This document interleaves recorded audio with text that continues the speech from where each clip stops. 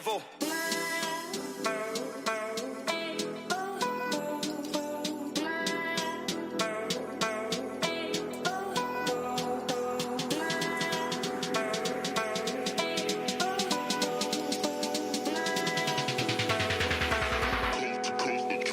Next level.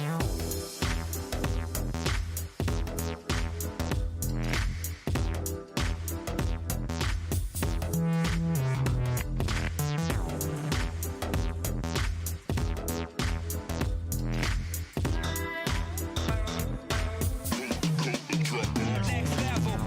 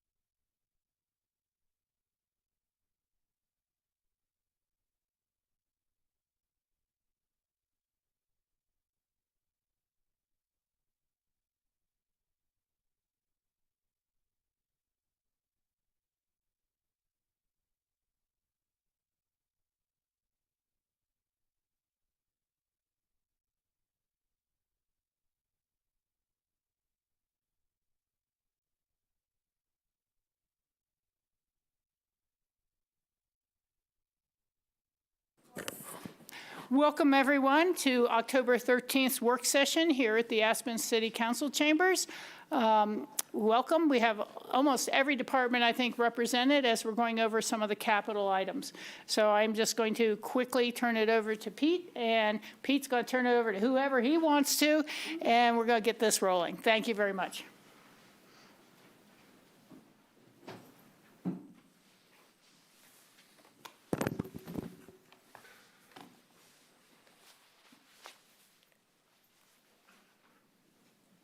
Just need to get it set up. Go ahead. Thank you, Mayor and Council. Matt Grau, Budget Manager for the Finance Department, here to speak. It is. Bring it closer. Okay. Is that good? Thank you.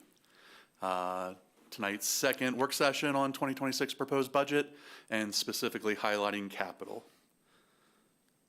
Before we dive into the capital presentation, though, I had it on my agenda last week to just spend a couple minutes going through the digital budget book. Okay. And I'd like to do so tonight, if that's okay. Okay, because I did get a hard copy. I don't know if others want a hard copy. It could be the copy we donate to the library afterwards if we want to, but everyone else is looking at digitally as well as I do. So please, why don't you go through how that works? Great.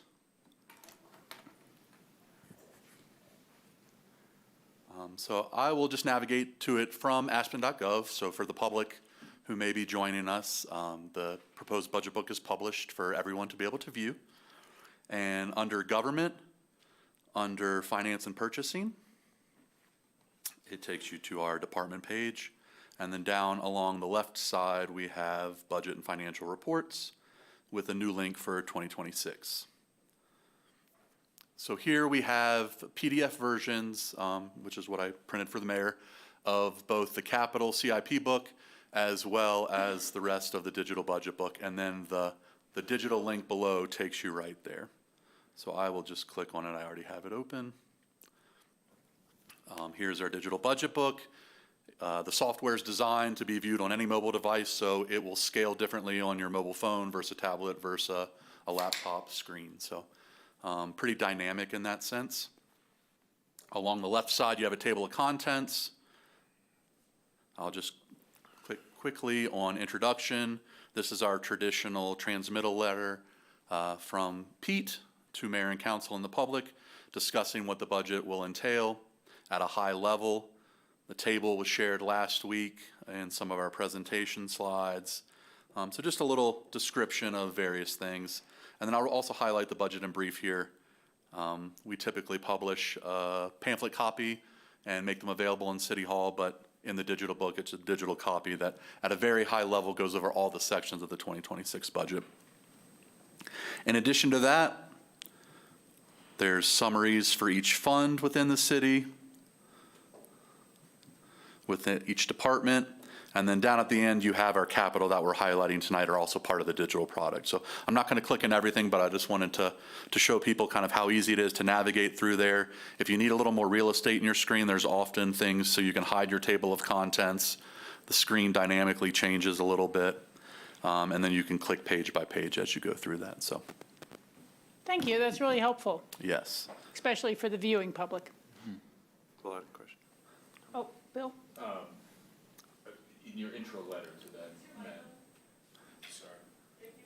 sorry. In your intro letter to that, I saw that you highlighted sort of the increase versus last year. And I was wondering, you don't need to do this on the fly, but at some point during these budget conversations, excluding the capital improvement projects, could you highlight for us what the dollar amount and percentage amount increases are from 25 to 26? Both versus budgeted and actual? Yes. Thank you. So in that table, I would look at maybe the total operating line, which includes supplementals from both 25 and proposed for 26. And that has that growth rate year over year. But that's versus that original adopted budget, so it doesn't include anything that was approved at spring supplemental time or throughout the year. So I'll pull kind of our year-to-date forecast number and give you a better apples to apples of what 26 includes. Yeah, and again, excluding any CapEx, yeah. capital improvement type of projects. Thanks. Thanks, good request. Let's go on. All right, well, I will hop into tonight's capital presentation.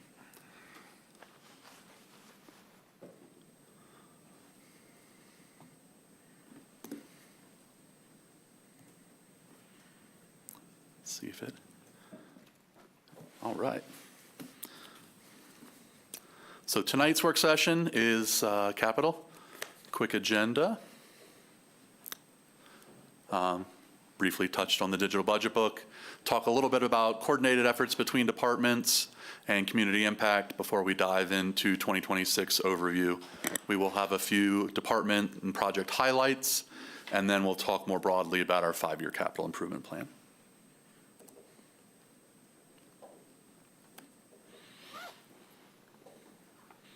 So coordinated efforts and limiting community impact. There's really a few key things that we do, and I'll really give Tyler Christoph credit for leading the charge since I've been a member of the city, and looking for those economies of scale, getting departments talking to each other. Hey, where are you planning on working within the city? Is there a way for us to collaborate? And there's been several kind of department-wide capital meetings over the past few years to really dial this in. A great example in 2025 was the large asphalt project, where there were several smaller projects. We were able to combine them, have them centrally managed, put it out as an RFP, get a little bit more response. So that's something we look to do year over year. Also, geographic coordination. If you're working in a specific area of the city, trying to limit impact to the residents that live there, the people that visit there. And really, if you're opening up the ground we prefer to only do that one time. So you're not coming back in a year or two later with a different department reopening the ground to do work. And also we do infrastructure assessments. You've seen them coming for approval to make sure we know what our most critical areas are. Example is a stormwater assessment that was approved last year and finished this year to help guide where they should direct capital and prioritize over the next few years. And then finally, our capital maintenance program. Traditionally, that's kind of repairs and maintenance type things. It's annual stewardship that really helps us maintain and extend at times the useful life of assets. So that's a critical program that the city invests in to really maintain and keep those assets going year over year. Just a few highlights of those coordinated efforts. The electric utility does a great job when they're coming in to replace circuits and lines, seeing, hey, who else may need to get in the ground while we're in this hole?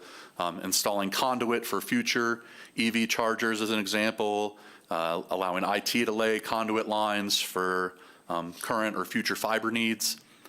It really, it's that open the ground once. I'll also point out at the bottom of that slide, they've done a great job these last 2 years in working public-private partnerships and getting some outside vendors to pay us and help lower the net cost of projects to use some of our conduit lines when the ground's open. So kudos to the electric department on that. Armory and Connor Park is another example. Historic preservation, engineering, parks, and asset, obviously, all working together as we're talking about the larger Armory remodel and reuse, along with the revitalization of Connor Park and Hopkins Avenue, kind of all as a larger organic project. Engineering department, they've worked on EV charging stations with parking, environmental health, transportation coming up this year on the Cemetery Lane multimodal intersection improvements, and Main Street pedestrian improvements, and stormwater. Engineering and stormwater often work together as well. And finally, potential community impacts to highlight for 2026. Potential for partial or full road lane closures and traffic impacts. Engineering's power plant bridge project on Power Plant Road. Wrights Road water line replacement. Those Main Street stormwater inlet replacements. And then electric will be doing circuit and line replacement in the core from Hunter Street to City Market. And finally, on the mountain, Aspen Mountain Summer Road improvements.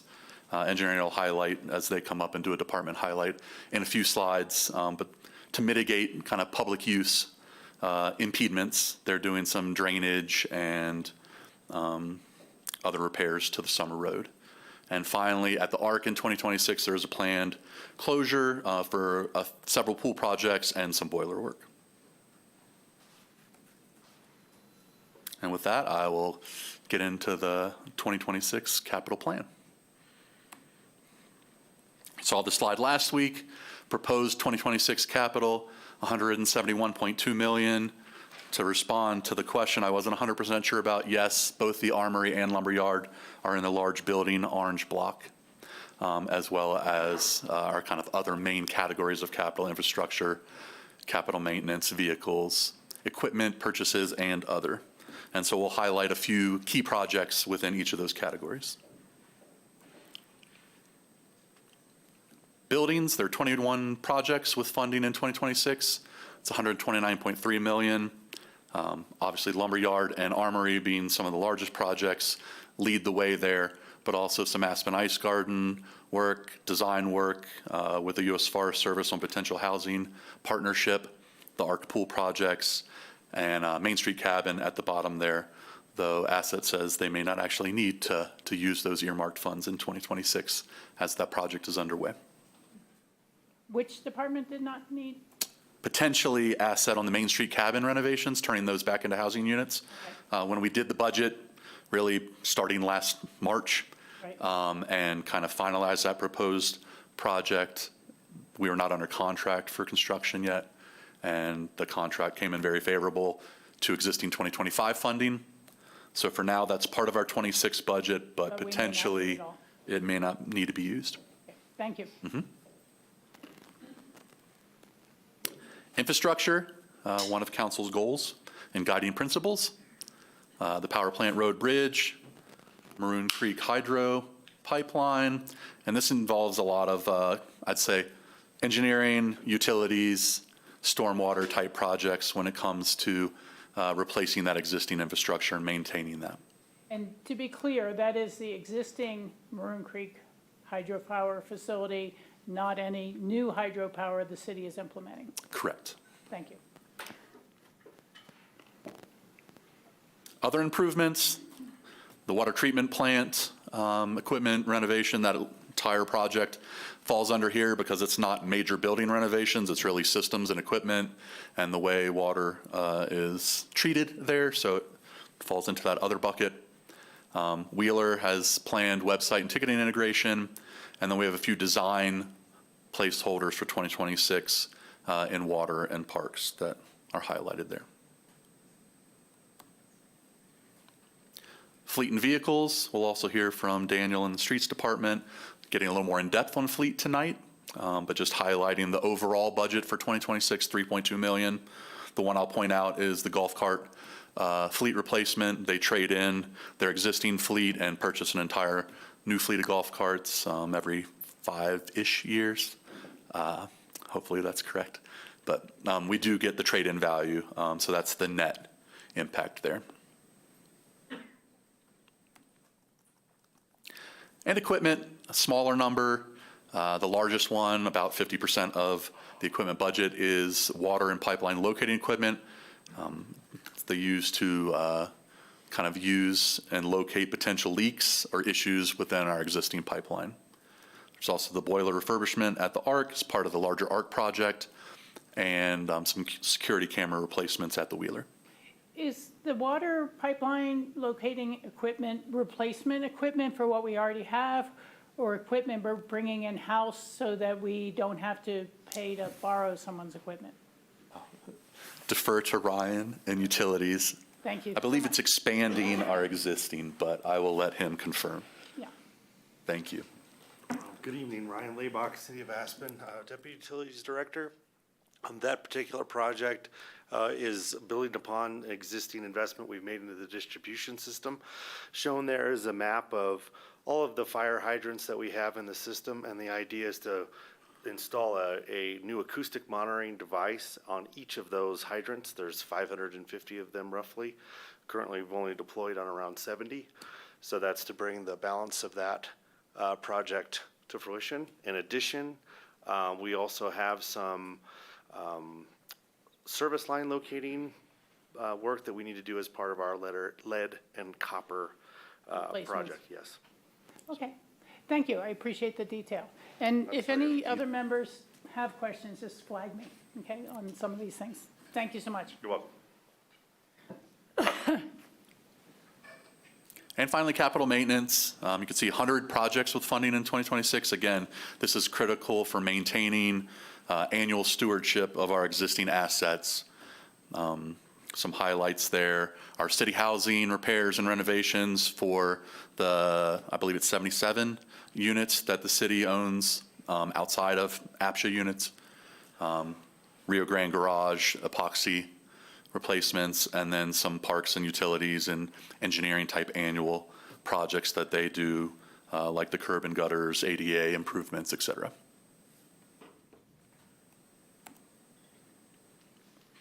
All right. Just a little different view instead of kind of by type, by department.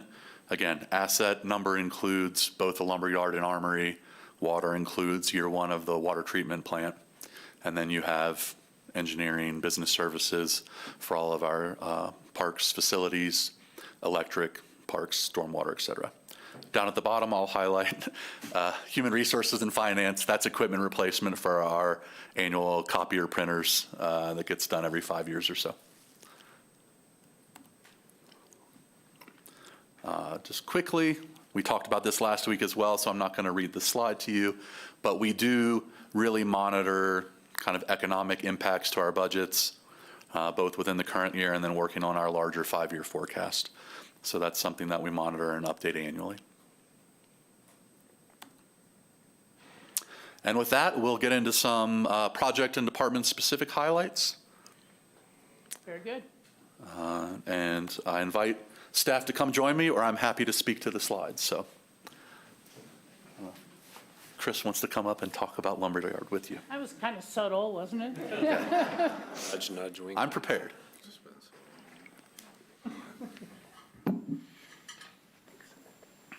Thank you, Mayor and Council. The Lumberyard Affordable Housing Development is one of Council's top priority projects. Matt included 4 slides here, 2 minutes, okay? Yeah. The housing program is 277 rental units. It is 100% deed-restricted affordable housing under APSHA's regulations. The bedroom mix averages to about 1.5 bedrooms per unit, and the income mix includes about half of the units are categories 1 and 2. About a third of the units are category 3, with about 13% category 4 and a few category 5 units as well. The city has hired, next slide. Yep.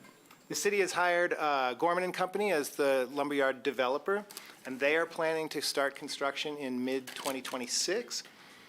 Tentatively planning to lease Building 1 mid-2028. Building 2, and this is left to right on the screen, Building 2 in late 2028 into 2029, and leasing Building 3 in 2029. The total cost of Gorman's development is estimated to be $360 million. The city's contribution to that estimated to be $250 million. We'll find out more about that as we get closer to the closing, which is planned for middle of next year. Those costs exclude transit costs, and they exclude the city's prior investments in the project, things like the land, the community outreach, the entitlements process, total of about $40 million already invested. Next slide, please. So the project includes community infrastructure and features like 100% accessibility, sustainability certification under Enterprise Green Communities. It's 100% electric with high-efficiency heat pump systems, 75% energy offset through the use of solar, photovoltaic, and battery energy storage systems. There's a new transit station and dedicated 30-minute bus transit, which will begin when Building 1 opens in 2028. Bike share, trail connections, trail underpass under the driveway for the AABC trail that exists, that goes across the driveway today. Public roadways throughout, and about 1.6 parking spaces per unit, consistent with the City of Aspen code. Also indoor air quality and water efficiency features as well.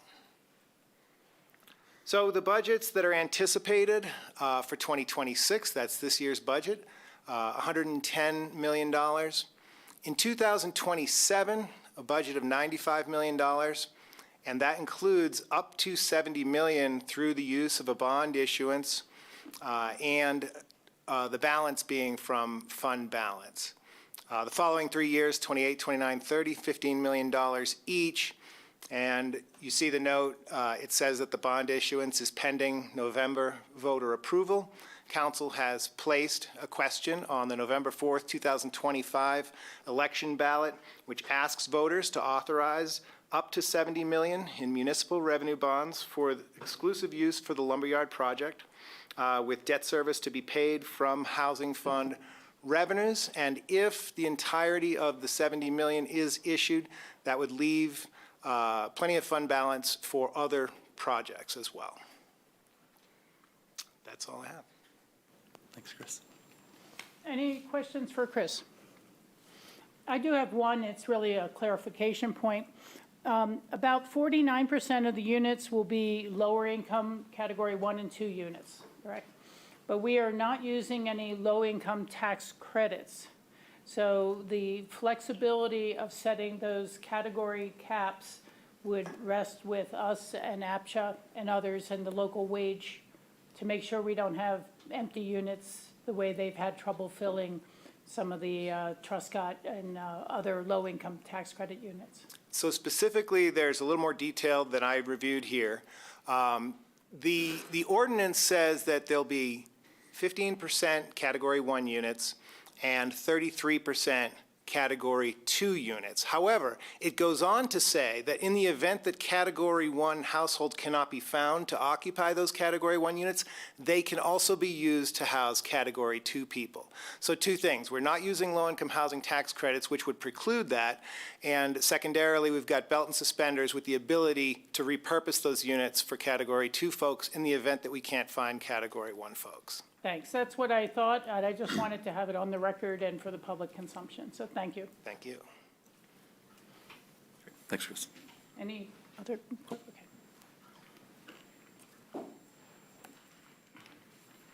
Next, Armory.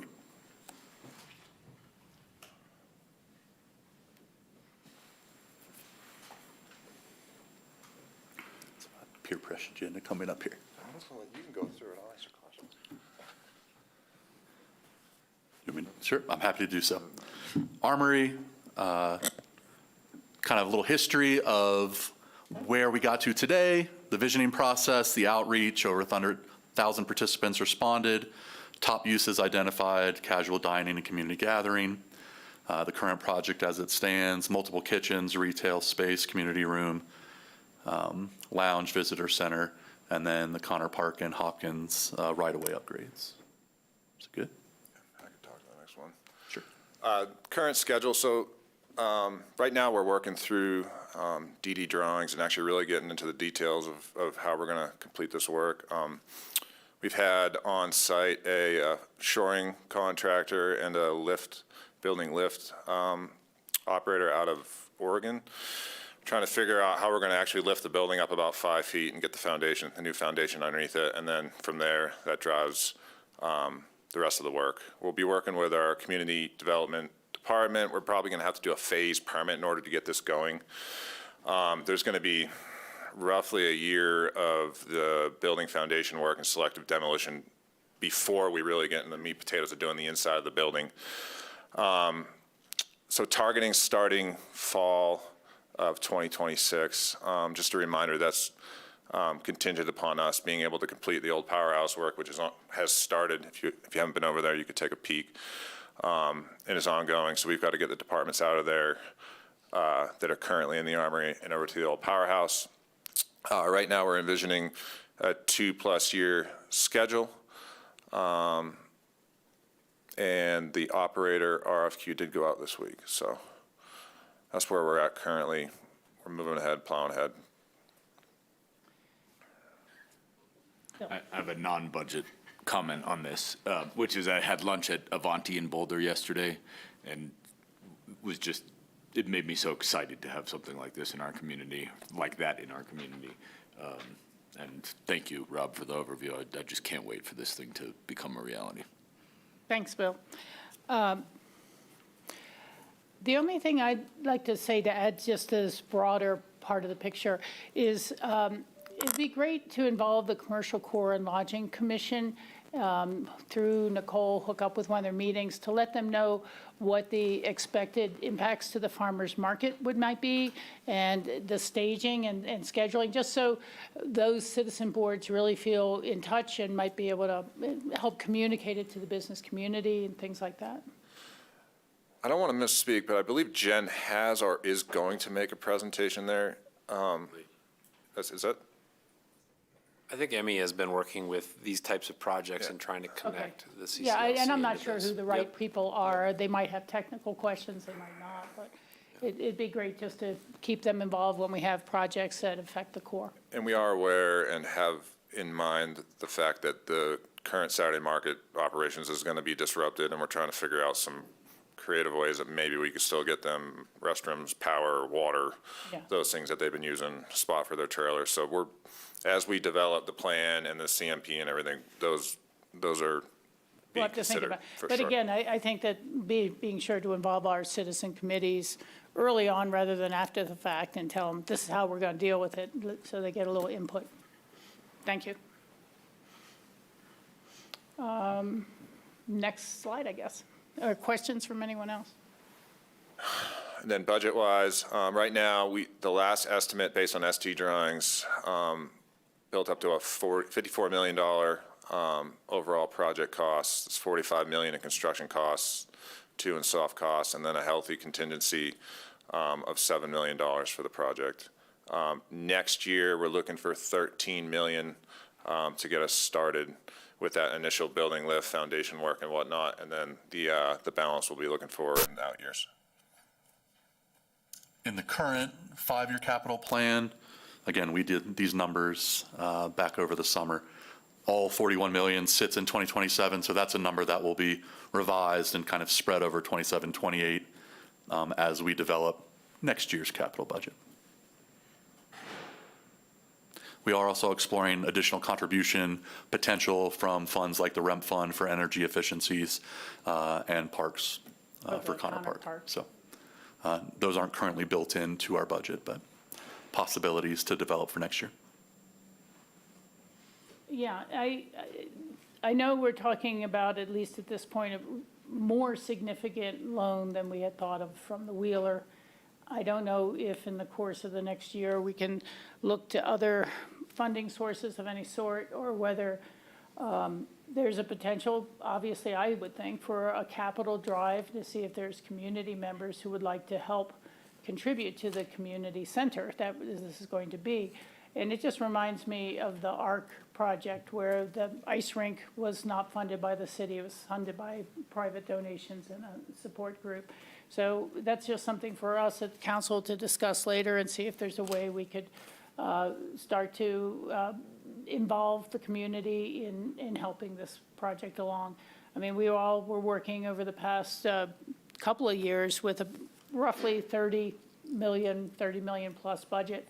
And to see the numbers come in so much higher, I think is not unexpected given the tariffs and the construction challenges in our valley, but it's still financially, it's a bit of a challenge for us. And I think Pete has kind of mentioned that to us before. This is really draining a lot of the general fund, and economics are hard to guess. You know, any bad snow year can throw us off. So I hope we can go full bore straight ahead, but if we should be in a point where we need to think about phasing it, I think it'd be nice to think about what, and it sounds like the foundation work and the exterior is already pretty solidly a first phase before you get into the rest. So we can, you know, kind of pace ourselves and keep track of where this is going and where the national economy is going.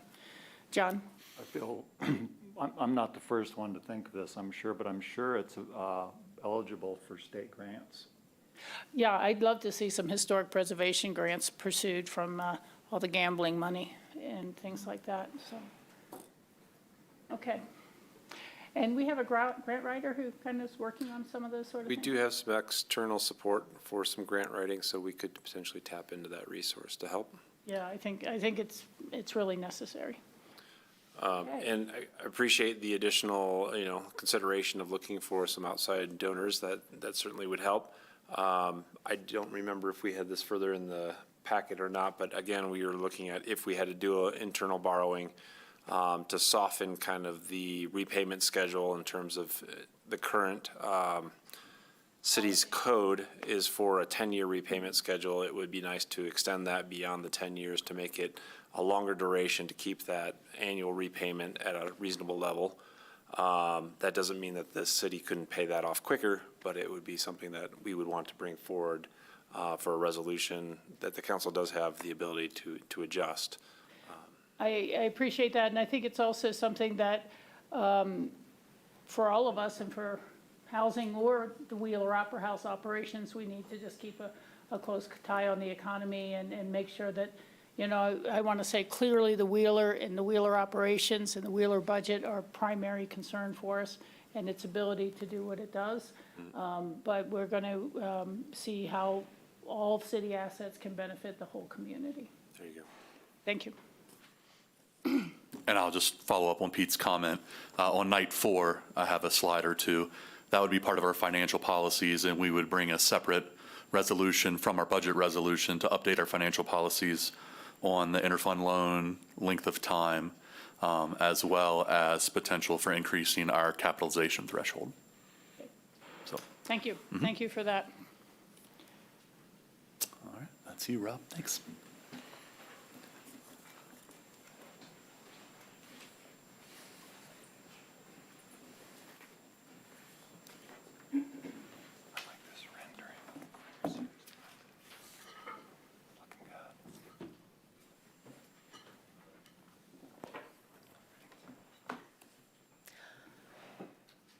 Before I get into the engineering department, I just wanted to give a brief introduction.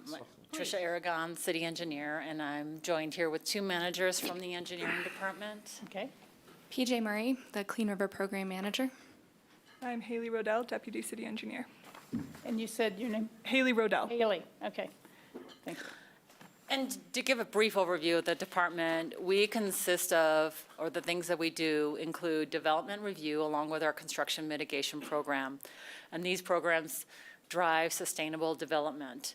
Our GIS program drives innovation throughout the city, while our capital program focuses on infrastructure reliability. This includes projects that ensure the safety of the traveling public, including our most vulnerable users, which are pedestrians and bikes.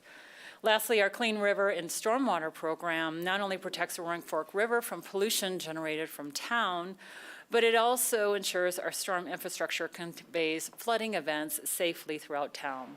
Through these programs, the department is committed to ensuring our city remains safe and clean. The first project I want to talk about is the Power Plant Road Bridge. This is a 52-year-old bridge, and in 2024, we saw potholes developing on the drive surface. So we milled and overlaid it, and what we found, it was the steel deck was significantly degraded. So we commissioned SGM to perform a thorough inspection of the bridge, and although the final report hasn't been completed, it appears that the existing superstructure needs to be rehabilitated. So that's where you see the deck and the girders, also the railings. During the planned rehabilitation work in 2026, it'll be open to alternating one-way traffic. We don't know how long this will take, but we can expect it could take up to 6 months for this work, depending on the extent of the rehabilitation.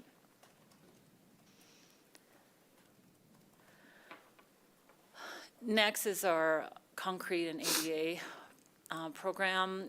This project performs essential infrastructure repairs and needed safety upgrades each year. The concrete replacement project is an annual citywide department and usually a multi-departmental project, depending on what the other departments need for their concrete replacement. So we combine this into one project to reduce costs and to maximize scheduling efficiencies and to increase interest from the local construction community. For 2026, we're looking at Monarch between Bleecker and Hallam, and then 6th Street between Francis and Smuggler, and then 11 ADA ramps throughout town.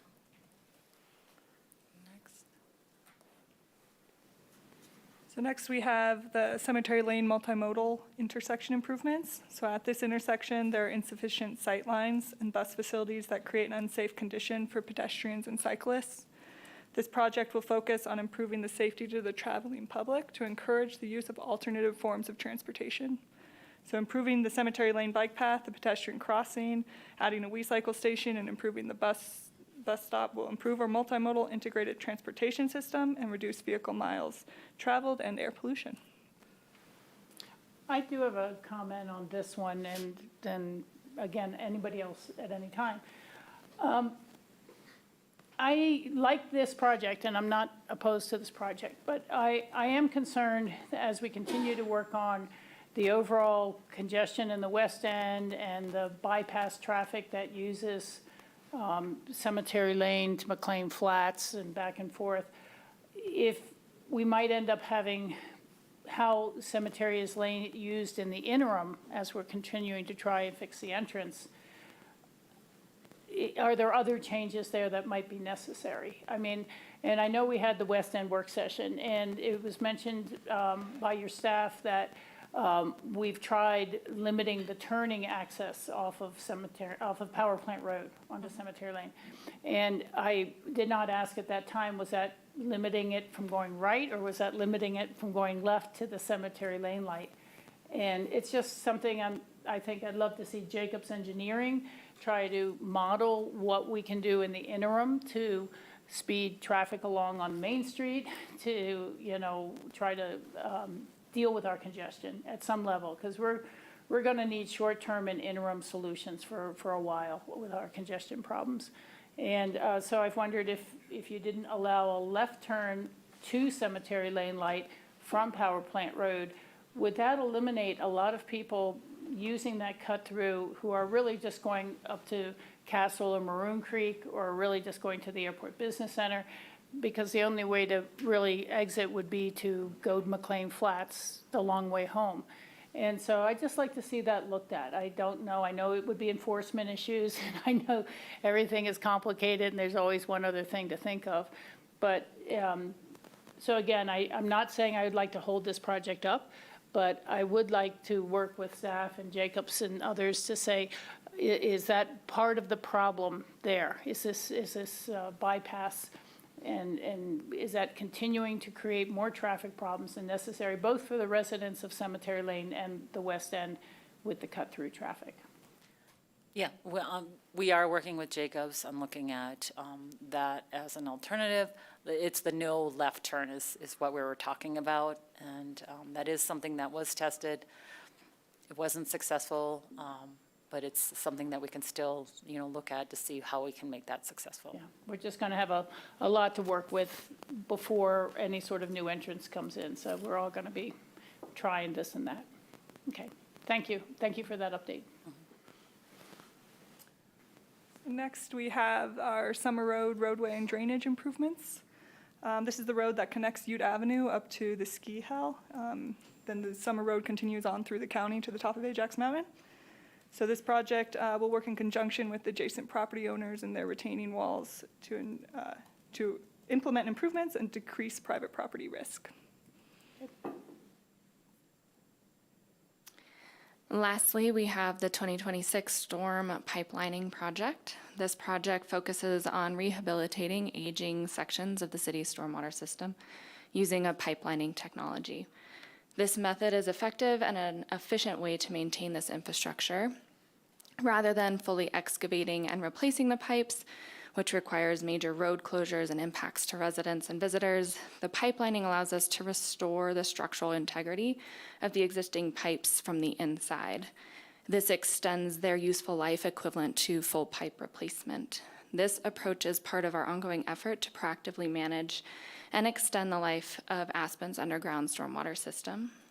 In 2026, a portion of pipe near Coke Park along Garmisch will be lined, and we'll be identifying 2 additional sections as we finish the phase 2 of the storm system assessment this fall. I think people may have seen the news over the weekend with the flooding that happened in southwest Colorado. And the visuals of the San Juan River overflowing in Pagosa Springs and down in Durango, it's really wiped out a lot of private property and recreational areas. We've been lucky. But if we have that sort of real dump over the top of Independence Pass or on Aspen Mountain, our streets will flood too.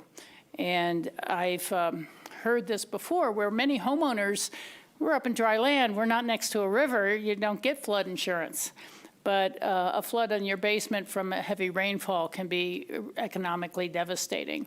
And so I certainly have seen people in the Williams Ranch subdivision have unexpected basement flooding from massive storm events on Smuggler Mountain. So I fully support moving this forward as quickly as possible and taking care of our rainwater infrastructure and keeping the water clean as it hits the river. Thank you. All right, thank you very much. Thank you. Any other questions from? One small thing. I don't know where this falls on your list, if it's on your radar or what the history is on this, but I was walking on the south side of Main Street between, I think, 7th and 5th, and there's those rubber tiles, whatever those might be. And again, I don't know the history or the reasons for it, but I'd love for that to be on your list at some point in the future to do something more durable. And I think that is there that way because they didn't want to take out the big cottonwood trees. And it was more about they would destroy the roots to put in a cement sidewalk. yeah, I don't know, but it's not good. Is it The- not safe? The current, it's super slippery. My mother-in-law almost went down one night walking on there, and we can do better than that, I think. And Okay. Well, let's take a look, see what we look at need to do there. But I Sounds do good. think that was the reason it went that way. Okay, thank you very much. Thank you.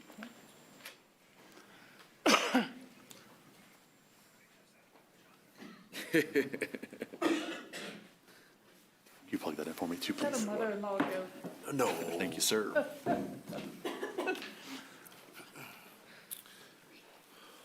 me started? Yep. All right. Hello, Mayor and Councils. Daniel Maldonado, Street Superintendent. We're going to talk a little bit about fleet. Right now, the city has currently roughly around 400 active fleet assets. The majority of those are highway vehicles and mowers, UTVs, et cetera.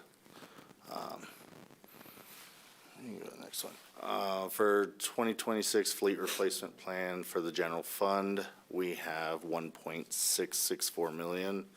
For the streets department, we have one additional fleet expansion, a streets attachment skid steer asphalt paving machine that will hopefully help us improve our maintenance throughout next summer.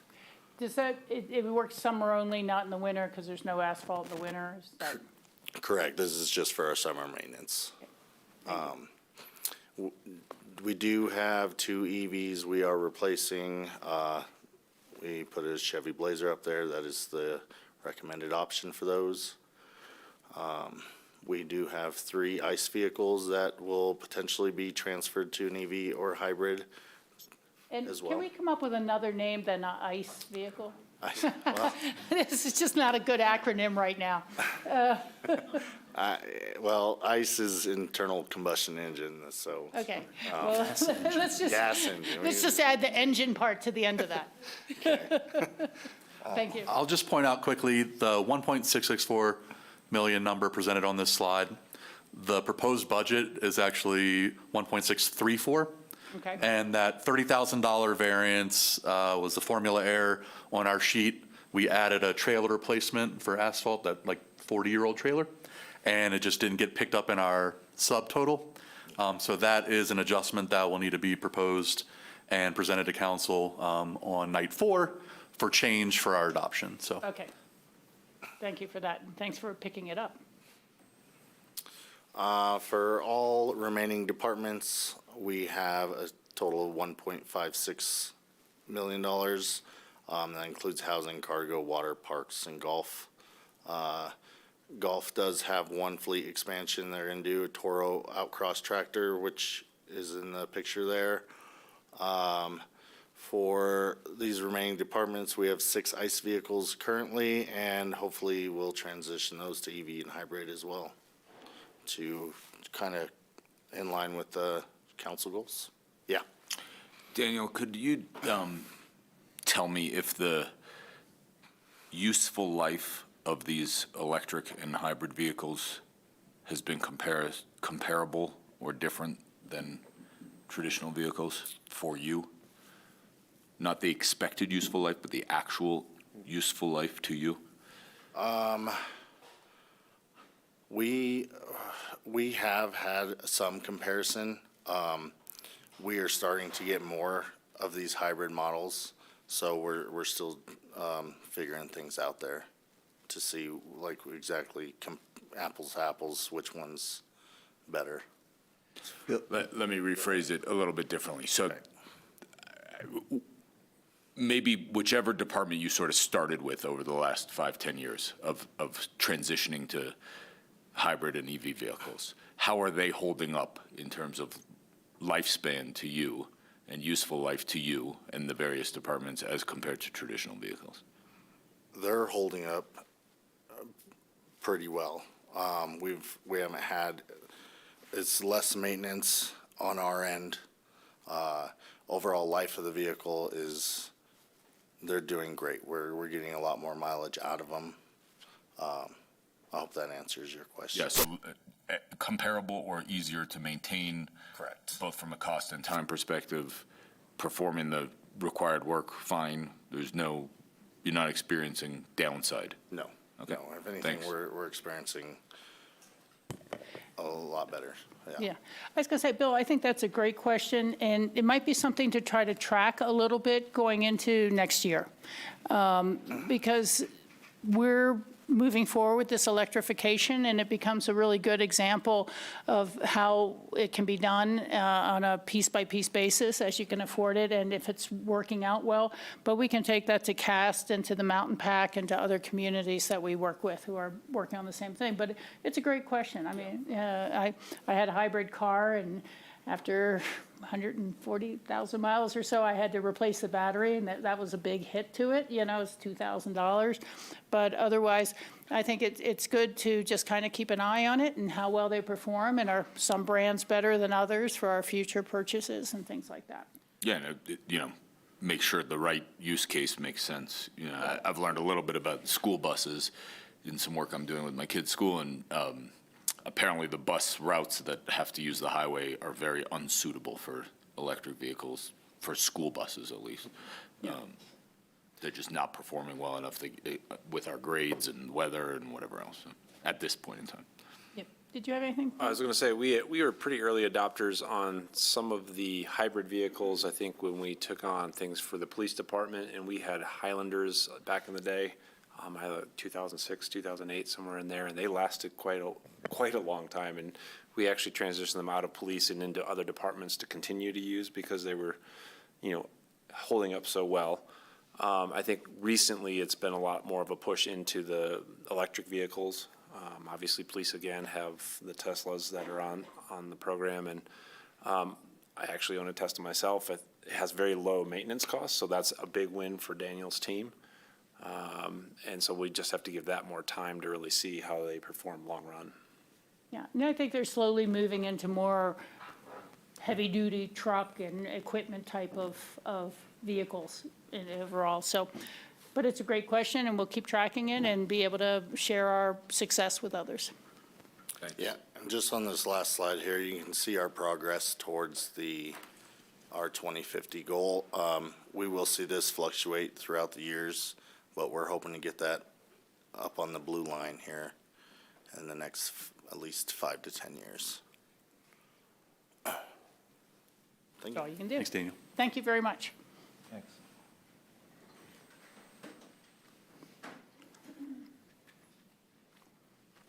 Water.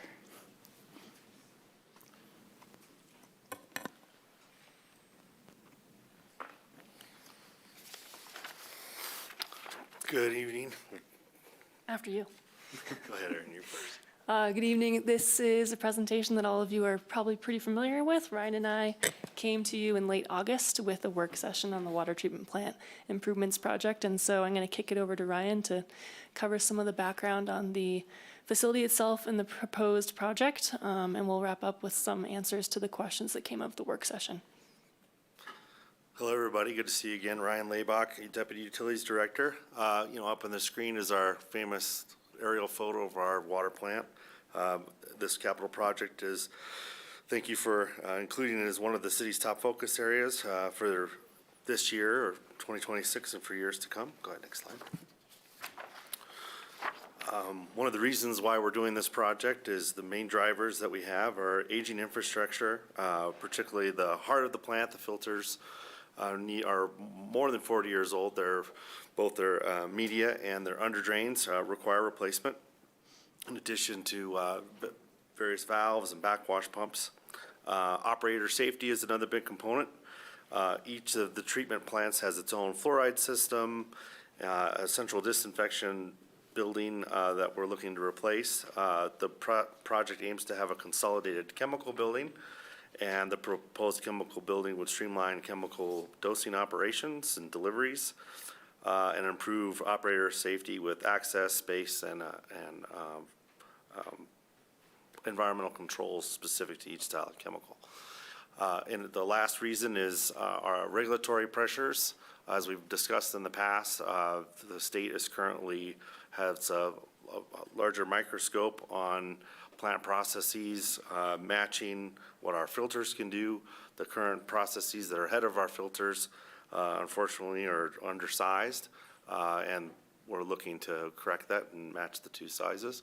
In addition, we're anticipating that as the state goes through their new discharge requirements for our backwash pond, as we backwash our filters, sediment and that water gets built up in that backwash pond, but as it overflows into our Castle Creek. And so there'll be stricter requirements for that discharge volume and the constituents within that stream as it goes through. Next slide, please. Just to kind of geek out a little bit more on what's already there, just wanted to point out this is what is currently at our water plant. Our pretreatment that we discussed can be shown from rapid mix all the way to our sedimentation, and as well as, and that's the process I was talking about from regulatory pressures. And our solids handling is shown on the bottom right there. As you can see, each plant has its own way of treating prior to the filters and its own chemical, the coagulant, some additional polymers are added to remove the solids from the stream, but those are common to each plant, excuse me. They have their own at each plant, I should say. So both bleach, fluoride, and all those different chemicals. Next slide, please. We're looking to streamline that process with having coagulation, polymers, all in its own building, as well as one dosing location and storage location for those, as well as a new chemical building housing bleach and fluoride. What we're doing to augment our residuals process is the addition of additional backwash pond and a new engineered drying bed. At the moment, right now, we have a plastic pond that's filled up with some jersey barriers. So the idea would be to have a engineered structure with a filtered system and under drain that would allow us to treat solids more efficiently and in compliance with those future regulations. Next slide, please.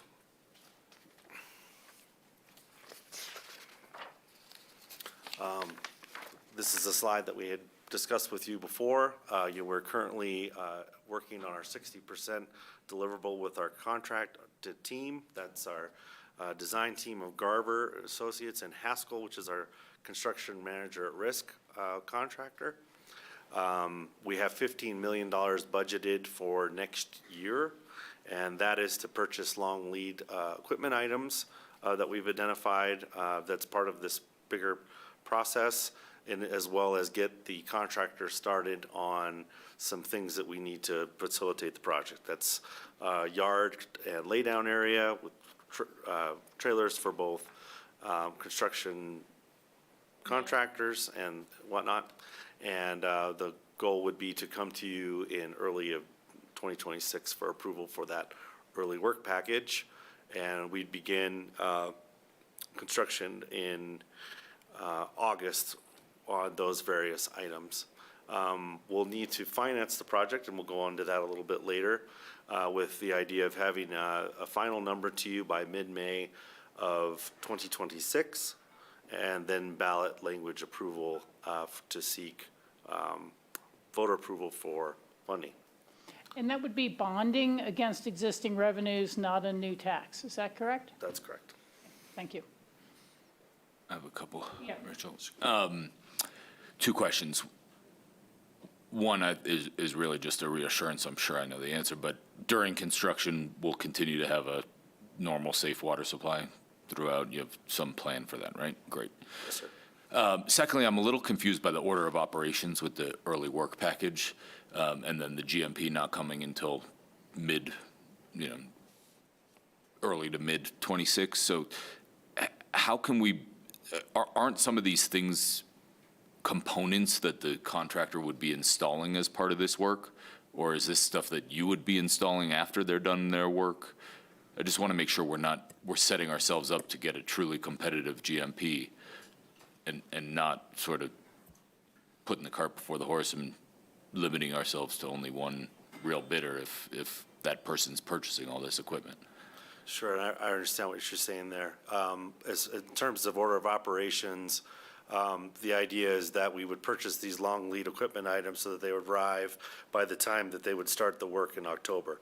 It's very important for us to get started in October because we then can provide the public with safe water at the demands that are necessary. We're able to take one plant down, focus on those filters, that filter plant, and get that done from October of 2026 through 2027.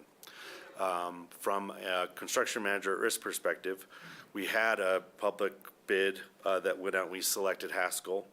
That was based on their cost for design phase services as well as their construction manager fee during the construction process. And we selected the lowest construction manager fee at 6%.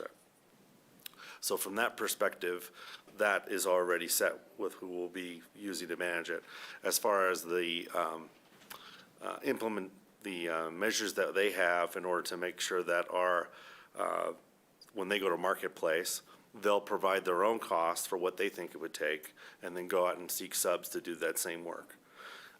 From that perspective, that would be presented to us in mid-May. We then would have some language within their bids to say, if you are seeking additional funds for escalation or inflation, you have to show us why before that would be acceptable. So are you, maybe I misunderstood, and that's where my comment comes from. Is there going to be bidding out to other parties other than Haskell for the GMP, or is that just GMP? It would just be through them and through their open book accounting Okay, so the intention is process. to use them. You get open book accounting, and then there's a GMP where they're taking a little bit of risk, not much, but a little bit of risk with some top set number. Certainly, and we can come to council with detailed No, numbers. I understood. I just assumed that there was a sort of competitive bidding process still to come with others, but that's not. So I get it. Thank you for explaining. Pleasure. Thank you. Other questions at this point? Did you have anything else to add on that? We do. We got- Just yeah, we one got more one more slide. slide. Yeah, please. This slide kind of highlights the option that council gave majority direction to pursue for the financing of the project. So option 2, with the proposed 2026 rate increase of 15%, is what staff have pursued and is presented for the 26 budgeting purposes. It includes the full scope of the wants and needs to be proactive on some of those regulatory measures as well as renewing the infrastructure. In the update, council had asked at that work session whether the projected out-year rate impacts could be reviewed to kind of smooth that out from the 10, 10, and 5 to more of a flat 7% through those years. Staff did review that projection, and at this time, the fund health does not show that we can maintain that necessary 25% of fund balance by flattening to 7% in out years. We'll definitely review that and revise it as the numbers become more final. And see if there's flexibility in there, but for now, as presented, those are the projected out-year rate adjustments that we would need to pursue to fulfill the full project scope. Well, thanks for checking it out. We appreciate it. And it's work that needs to be done. It's been ignored for perhaps too long, and it's appropriate. We pay for what we need, so thank you for that. Well, we appreciate council's support. That's all we had today. I'll just add, next week, when we talk about supplemental requests and some proposed fee changes, utilities will be rejoining us to give some examples of how, different residential and commercial, like bills may be impacted. Okay. Yep. Sounds good. Anything else? Any other questions on that? Nope. Thanks. Okay, thank you very much. Thank you.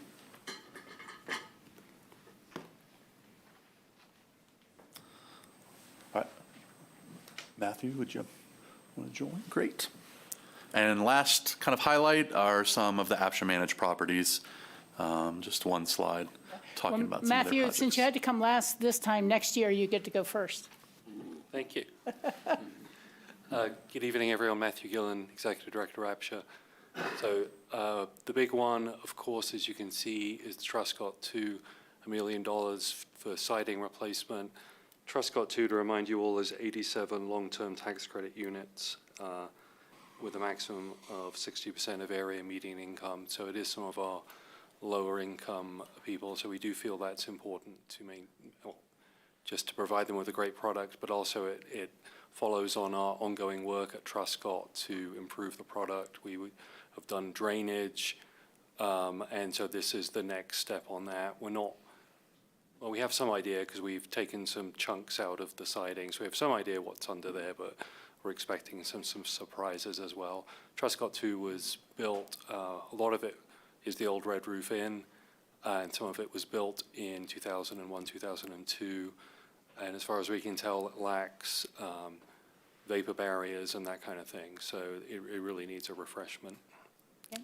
And then the other big project is looking at what the long-term future of Maralt would be. And that was an idea from then Finance Director Pete. So we're paying some money there to have a look at Maralt and see what the best use for it is. And then the other stuff is fairly straightforward, mostly normal upgrades, making sure people have a good kitchen at time of a turnover of the product. And there was one other thing I wanted to highlight. Yeah, and we've moved a lot of these, which you previously saw in capital, with the help of the budget team, we've moved them over into maintenance. So you're seeing less on this slide than you have in previous years because it just made more sense to have it in the overall maintenance rather than as capital every year. Mm-hmm. Yeah, I will just add the budget team and the APSHA team have worked closely together both last year and this year developing a more robust capital maintenance project, and they've done a great job kind of standardizing for each property. So when you're looking at the project details in the budget book, it has the property name, Maralt, Truscott 1, Truscott 2, and then what the kind of specific interior, exterior item may be. Makes it easier to track and for them to kind of put those funds to use. And so just to clarify, because there's the different projects here, are those funds coming from the capital reserve of the projects themselves? No, they're coming from Or is it mixed? From the individual funds, if I'm hearing you correctly. Yeah. Yes, the reserve for each individual fund. So the Maralt projects come out of the Maralt Housing Fund. Right. Truscott 2 comes out of the Truscott 2 Affordable Housing Fund. When I said no, I meant yes. That's what I thought. Yeah, no, it's really good when they've been budgeted and managed well, and the rents have been coming in well, so the capital reserves are good. There have been times in the past, Pete and I were talking about a little earlier today, particularly when there's a bad snow year and you would have workers who would leave the country 2 months before their lease was over and there'd be a revenue shortage and things like that. So there's been times we've pumped a little extra money into some of the projects. So just to keep a track on that. And Truscott 2 can afford this. It does bring their reserve at the end of this year. It's penciled to be below the target, but that's an allowance in our policies as long as it's built up within 3 years. Goes back up. Yep. Okay. Thank you. Any questions for Matthew? Yeah, quick one. Do we have a uniform methodology for determining whether something belongs in the maintenance budget or a capital improvement project? And is it across the whole city, or is it just different by department? It's a great question. Pete may answer it better, but I'd like to take a stab at it. So things that fall on capital maintenance years ago may have been considered repair and maintenance operating expenses. It was determined 5 to 7 years ago to create this capital maintenance program and move many of those things over. So this is, again, more of that annual stewardship. So especially in the housing case, having carpet replacements budgeted. Obviously, you're not replacing every single unit every single year, but on a cyclical basis, replacing the appliances on a cyclical basis, interior painting, things of that nature. Yeah, I get that, but like how does, when Matt comes to you with his budget and he says, I'm putting this in maintenance, I'm putting this in capital. So I would say what's the things that methodology? are recurring fall under capital maintenance versus one-time either renovation or new construction or equipment purchase projects are standalone capital projects because they're one-time in nature. They can be capitalized as a new asset versus maintaining an existing asset. If you're extending the life of an existing asset or just keeping it up, typically we don't. I mean, if you're keeping it preserved, we're typically not counting that as a new capital item. It's more of a maintenance cost and continuing that. And as Matt said, we tried to pull all of those things that used to be sitting in your operational budgets and often wouldn't get spent or had less less sight on, when does this need to happen all the time. If we put it into the 10-year plan, we could actually identify it more and make sure it's happening. So we kind of migrated it over into this other kind of structure. From a financial aspect, the Governmental Accounting Standards Board says you have to capitalize everything. Technically, it's over $5,000. They're moving it up to $10,000 now on the federal level. We are actually going to propose in our financial policies to move to at least a $25,000 threshold before capitalization. We talked to our auditors. They would support that. So it just kind of cleans up a little bit of the need to capitalize really small items, but it still keeps things like vehicles on that kind of a process and things. Thanks. Very good. Thank you. And nobody else? Any questions? We appreciate your hard work at APSHA. All right, and from there, all the focus on 2026, which will be part of our proposed budget, to talk more broadly about our 5-year capital improvement plan. So in our 5-year plan, excuse me, $543 million, but really in the 5-year view, the story is more or less the same as 2026, with 3 large multi-year generational projects dominating the story. So lumberyard at $250 million, armory at $54, and water plant at $85. Their 2026 pieces was about 80% of our entire capital budget. In the 5-year, it's about 73%. So they're still dominating the story. I will talk just quickly and give a couple different views. We're doing great on time. Thank you. So the 5-year bar graph, the blue is asset. So in years 26 and 27, that is armory and lumberyard, and then lumberyard continues into the years 3, 4, and 5. And then the next largest is the green right underneath it is our water utility, and again, that's the water treatment plant. So the bars get much smaller after that. So outside of those extremely large projects, it's not the best of you. So you might have to look at the legend to see their total contributions there. Again, going back to that by type view, I just snipped from our budget book, so all this is available in our digital budget book, some of the largest projects over that 5-year period. So again, lumberyard and armory are our top 2 there, but you have some building improvements, Aspen Ice Garden, and a few other things on there. Under the other improvements, that's where the water treatment plan is. The next one right underneath it is Willoughby Park Lift 1, kind of 2 years of feasibility and design before a larger placeholder in year 3. And Yellow Brick has their larger playground replacement. That'll be a multi-departmental replacement with parks in year 2029. Infrastructure, one of council's goals.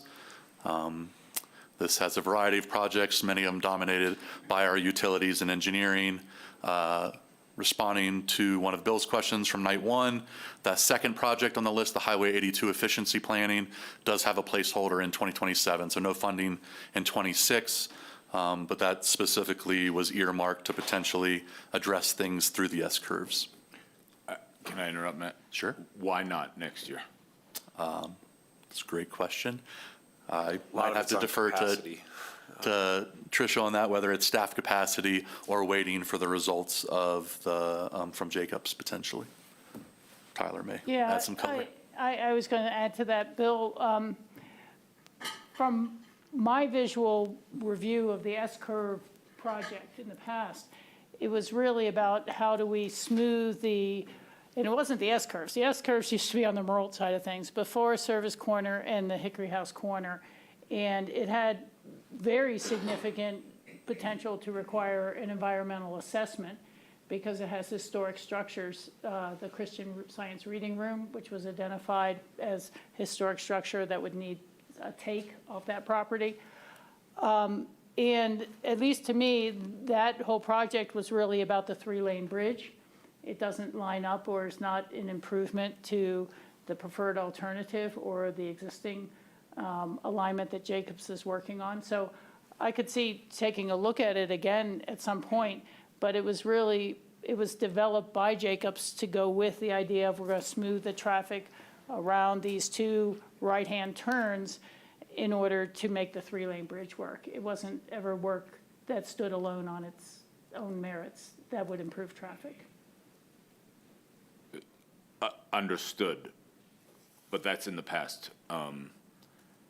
But again, I guess that's. I don't understand your point, Rachel. Well, So- my point is the $3.8 million to try to soften the curve around the Hickory House corner and then the Forest Service corner for what will become a simple residential road to Cemetery Lane in the future. Oh, I had no, sorry to interrupt. I had no understanding that that had anything to do with softening the S-curves. I thought that was improving traffic flow throughout the 82 corridor, which, for me, my understanding was that this was something that would go all the way to the intercept lot. Yeah, no, I would be totally in favor of supporting design work and even,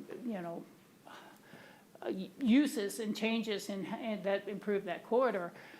But I understand that this project was really about the S-curves and Main Street. And that's Well, where let's the number, let that's Tyler where the speak to number that. 'Cause, comes yeah, I didn't have that impression at all. Yeah, so. but that's what I'm seeing some heads nod, that this was an older number put in the 5-year plan from the past council and from the 3-lane bridge ideas. Got it. So, maybe we can take that number out and reallocate it towards working in some of it, of how we can make Highway 82 move more efficiently with what we have and other items. So let's take a look at that. Yep, and Bill, Rachel's history there is accurate as far as I can tell. I think a couple other things to keep in mind to manage expectations is the Highway 82 corridor is owned and operated by CDOT, and it has a record of decision, which is a legal finding. And so to make any sort of infrastructure changes, we're going through that record of decision process. And so I think our intention is to put resources as directed by council into that reevaluation. That doesn't preclude us from exploring other efficiency updates, but they would be fairly limited from an infrastructure standpoint within the record of decision project area, if that makes sense. And then I'll also add that based on council's direction from our August work session, we're still exploring, I think, the 6 staff recommended West End congestion-related issues. I think 5 or 6 that council directed, and you'll be seeing resource requests come through kind of in a supplemental process because they didn't make it into the 26 budget. Additionally, the city's contributing to that transportation, 21st Century Coalition Transportation. And we think there's probably some programmatic changes that could come out of that may address some of the issues that you're bringing to the table as well. Thanks for that. So here's what I want, and I want to check in with the 4 of you and see where you guys are at on it. I don't specifically want that money allocated for S-curve softening studies. What I do want is I want money spent next year in 2026 on studies to figure out how to move traffic better throughout the Highway 82 corridor from the core to the intercept lot. And exactly what format that takes, I don't know, but I want to see if the rest of you are, whether it's the 3.8 million or something I've been advocating for the same else. sort of thing for a while, through whatever format. There's, in a way, that's kind of what we saw with the West End stuff, because West End is happening because Main Street doesn't move. Of course, We all know that. And whether it's physical, such as do we need more buses to the intercept lot more frequently, or whether it's management and programmatic, I think that's the type of what can we do with what we have now and through this entire, what will be a lengthy period for eventual construction on Highway 82. And I think you'll be seeing some of that, and if what staff puts forward does not meet expectations of council, please let us know, and we're happy to add, but I We'll think keep looking for more. Yeah. All right, well, assuming that we have a majority here that's interested in that general direction, I want to make sure you have the budgetary ability earmarked for this coming year, not 27, to do a robust job at that, and everything Rachel said, and including also some minor infrastructure changes, and I understand the record of decision process, I get all that, but I really want a holistic game plan of like how we can make this traffic move better, and I also understand that CDOT manages it, and I also understand that some of this stuff's in the county and not in the city, but I think we got to be the ones to sort of really move this ball forward. Yep, and certainly appreciate that. I think you'll see that from a mechanism standpoint. I think you'll see that in the supplemental process because we weren't able to get it into this budget book, and that's why you're not seeing it right now. Okay, thanks. Yeah, I think we all are on the same page with you, Bill. Sam, do you want? I just want to say agreed, and I assume that the Transportation Coalition would have recommendations by the end of this year. Maybe. I don't know Okay, never they're mind. going to come up But, with. like, that was Whether the there'll whole be a point. nice, neat blow on the package at the end of the day. Will they ask to extend for 3 months into next year? I don't know. But But whatever, I mean, the goal is, I think, The to goal have is- something by the end of the year, and whatever that is needs funding from all municipalities, including Aspen. So, Potentially. Yeah, potentially. potentially, yeah, no, again, it's hard to say if they're going to be advocating a new type of transportation system. We see Tony Kronberg's out there with her petition for the aerial tramway. Others are thinking of other various things, but we need partnerships on funding it. This really isn't going to be all on the city of Aspen when we look at it. I will say at the last RAFTA board meeting, they told me, the representative from Glenwood Springs, that they were starting to use the cell phone data to understand where their traffic issues and problems are coming from. And he said, we always thought we had about 30% of our workforce coming from the I-70 corridor, but we're now thinking it's more like over 50% in their community, in their congestion problems. So we're all seeing it, and I don't know if anybody saw the letter to the editor. I don't know much about this, but it was complaining about Garfield County leaning towards approving a 3,000 home subdivision at Cattle Creek and commercial and everything else. So we're going to be dealing with a lot of traffic issues for a long time, whether they come up here or not. I know most homes sold Mid-Valley are like, you're only 45 minutes from Aspen. The grandkids will still come out and visit you if you can afford to buy here. So we're going to have a lot going forward. I think it's hard to put a dollar number on it now. We can look at this and say we can take that 3.8 out of the 5-year projections, and we can let Pete and staff work on what we might need as a supplemental to continue this sort of work, optimization of the Highway 82 we have now later this in the year. John? I was going to add, we're also going to have the results of the fare-free RAFTA experiment in early December. Yeah, and so we'll get to know a lot more about what's happening. And again, I can see some of that money potentially being used if we want to contract for additional buses that make people use the intercept lot more. We might see requests that this be for congestion pricing to implement programs like that. So we'll have to just take a look. Mayor, to your comment too on partners and funding as well, you may want to have that conversation at your EOTC meeting coming up at the end of the month.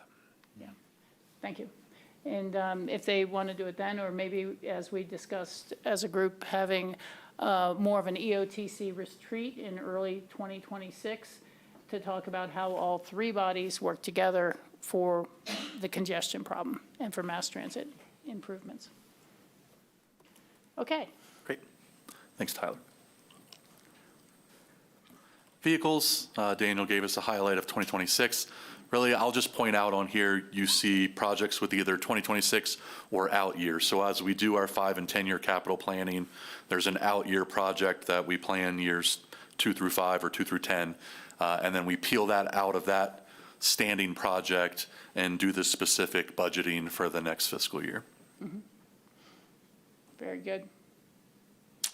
Equipment, again, not a huge number even in the 5-year, but you have some golf, electric, et cetera, mixed in there. And finally, capital maintenance that we've spoken out. You can see that really is more of one of the more robust 5-year plans, because again, most of them are annual or every other year built into the plan for our annual stewardship and upkeep of existing facilities.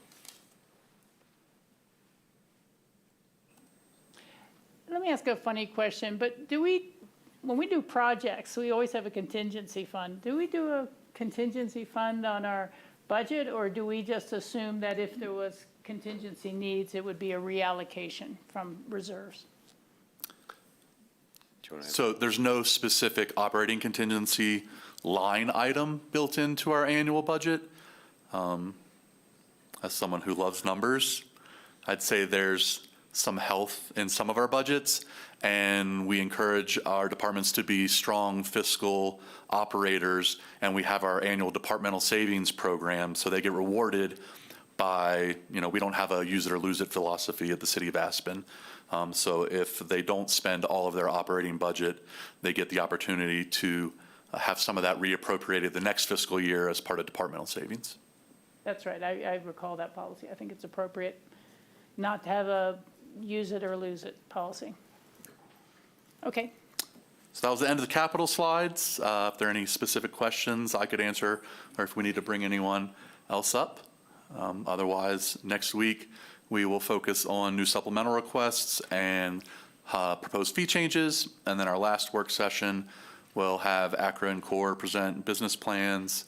APSHA will be back to talk about their specific budget that's approved by standalone resolution, and any other council interest areas or follow-up from the previous three. Okay, thank you. So there always is a lot to take in at one time and pretty dense reading, but if questions on today's presentation come up after the fact, we certainly can get those answered and bring them up at the next work session meeting.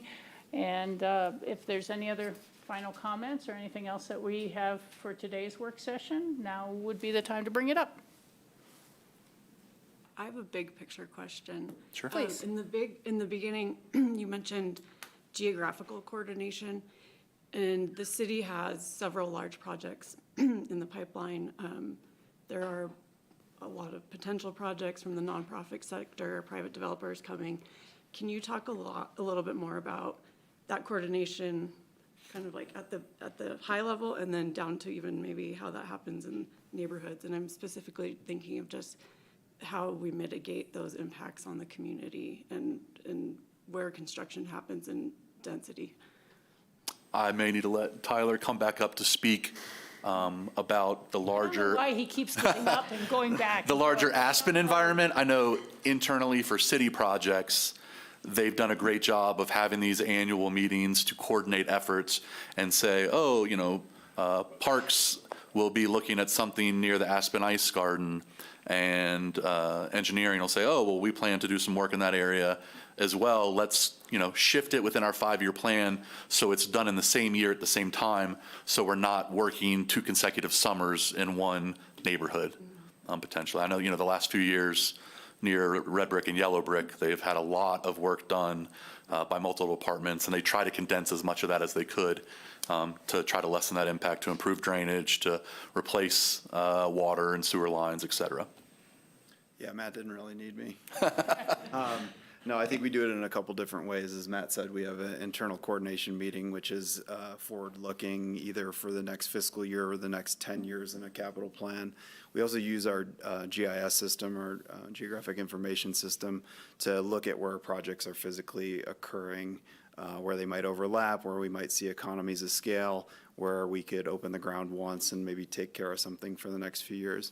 And then we just, because we're working with our private partners all the time, we generally know where a lot of those large projects are going to happen and what that timing looks like. It's not always perfect, but I think Matt highlighted a few times at the beginning of the presentation where we were able to take advantage of trenching operations we had because we knew a private partner was going to redevelop in the next 2 to 3 years, and we were able to kind of coordinate efforts, get conduit in the ground, save some money for both parties, inconvenience the community once.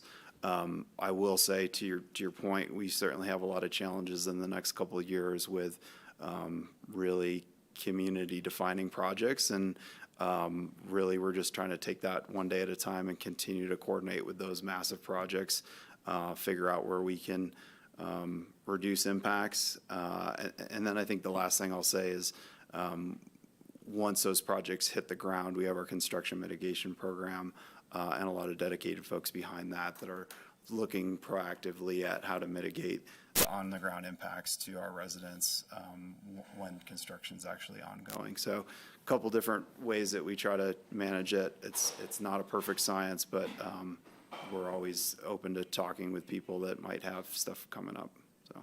That's helpful. Is there any sort of public resource where people can, like, I'm thinking of the mapping, that they can look at a neighborhood and say, this project has 6 months, this project's 2 years out, here's where those projects are in progress? So maybe not as much as a projection or a prediction, but our GIS department has live mapping that shows all of the active permits, where those are occurring, and then it also has some project information for city projects as well. So we can share that with you, and feel free to share with constituents. I find that to be a great question and a great concept. And, maybe it's something to keep working on, a map for the public that they can go onto a certain web page in the city, and you could see private projects, LIF 1A, and then public projects that are occurring now, and, any update information or who to contact if you have questions about it. But I think that might be just something to start using as a tool, given the next 5 or 10 years worth of major capital projects, and people would be a little more aware of it and things like that. And I'd love to see us, you used the word map, and I had just written down map of projects. So I think that that's something we should work on for public information. Thanks. And obviously, you saw our first inaugural newsletter that we kicked off in October. That's right. We can try to leverage things like that to help push out messaging. Yeah, very good, very good. And then it is going to be a lot of construction management mitigation when things hit the ground. Other questions or comments for this work session? We will see you tomorrow night at 5 o'clock for our regular meeting. And I'd like to thank everyone from the city who's come and participated and listened in on this and helped us get this budget together. So you guys have a great evening. We're out before 6. Not bad. Thank you.